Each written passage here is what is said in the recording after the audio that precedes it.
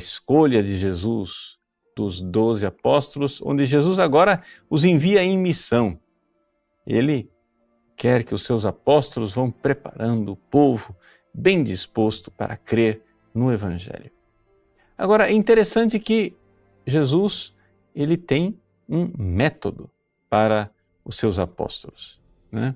É exatamente isso que o Evangelho de hoje nos ensina.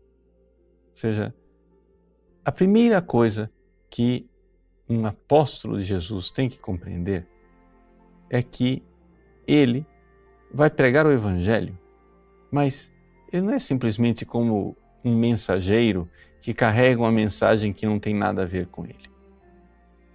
Ele é um mensageiro que carrega uma mensagem que tem a ver com a sua própria vida. Ou seja, é necessário que o apóstolo de Cristo tenha a vida de Cristo.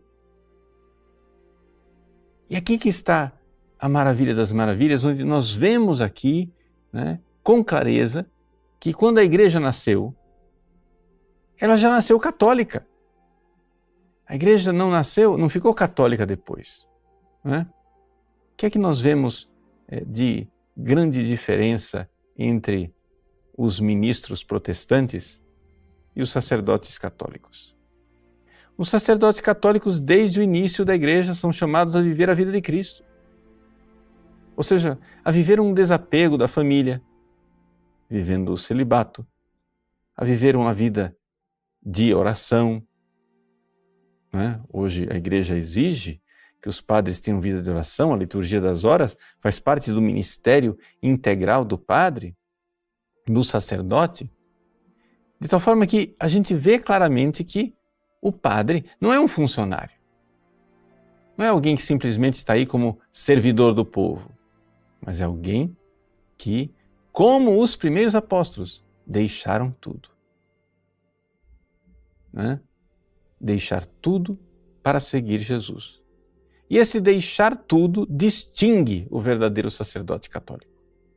Ou seja, por mais que o sacerdote, como os padres diocesanos, não tenham um voto de pobreza, é necessário haver um desapego interior, um desapego de coração das coisas materiais.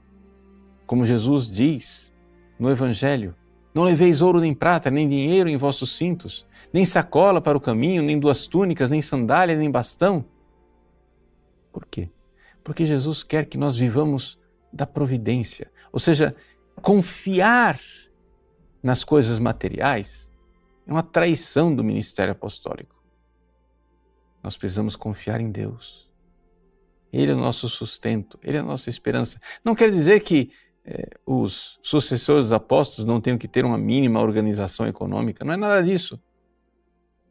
É a realidade de que quem realiza verdadeiramente o trabalho apostólico é Cristo em nós. Se nós colocamos muita confiança em nossas forças, nos meios materiais, nas metodologias, se nós nos apegamos às coisas materiais, nós deixamos de agir e de realizar o verdadeiro apostolado como Jesus o quis. Nós vemos em tantas igrejas protestantes como o ser ministro dessas igrejas vai se transformando numa carreira, uma espécie de opção de sucesso, de solução da vida financeira para aquele que escolhe ser pastor protestante.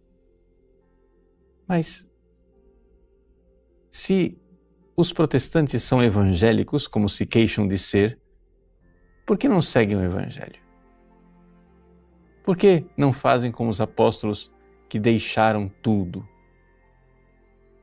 Infelizmente, essa mentalidade protestante que vai transformando o ministro de Deus num funcionário entrou dentro da Igreja Católica.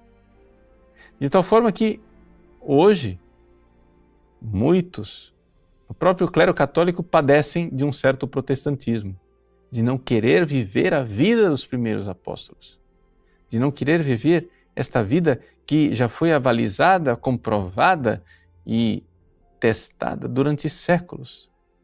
O padre celibatário, vivendo uma vida onde ele realmente pode ser identificado como sacerdote, nas suas vestes, sem ter vida privada, escondida, mas uma vida que seja a serviço de Deus e dos irmãos.